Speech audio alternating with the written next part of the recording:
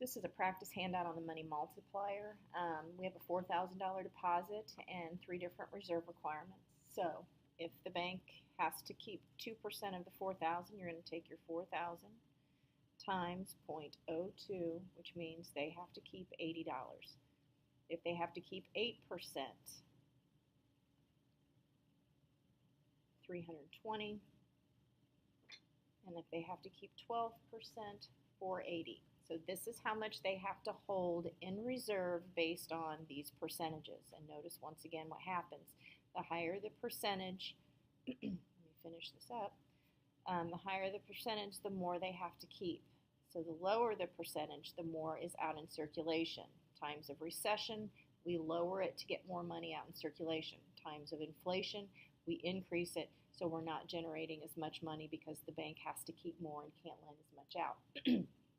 So once again, if we have a $4,000 deposit and you're required to keep $80 of that at 2%, you can loan out the rest. So your $4,000 minus what they have to keep leaves you with $39.20. $4,000 minus at 8%, they have to keep $320. That leaves $300 or $3,680 in excess reserves. They can loan this out.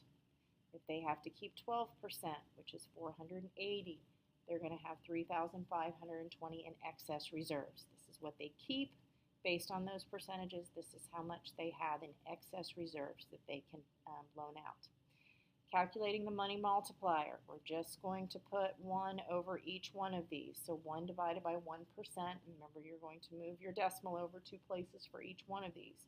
You get 100. 1 divided by 0.2, you get 5. And 1 divided by 0.25 is you get 4. You're going to take these multiplier, and it's called a multiplier for a reason. You're going to take the deposit and multiply it by those numbers. So if we have a $5,000 deposit, multiply that times the 1% multiplier, which you calculated up here.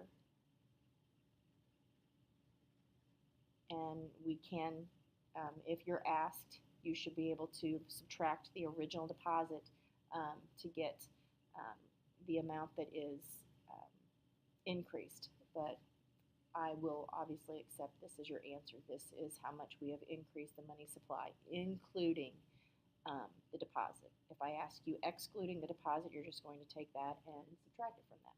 So if we have $10,000, our multiplier, don't multiply it times that. We've calculated the multiplier up here. So 10,000 times your multiplier of 5 gives us $50,000 we have generated. We could subtract the 10,000 from that. So this is included with the deposit. If I tell you excluding the deposit, just take and subtract that number from it. And then if we've got a $12,000 deposit, don't use the 25%. We've calculated the multiplier up here. So 12,000 times 4 is 48,000. This is including the deposit. If I ask you, just subtract the deposit from that.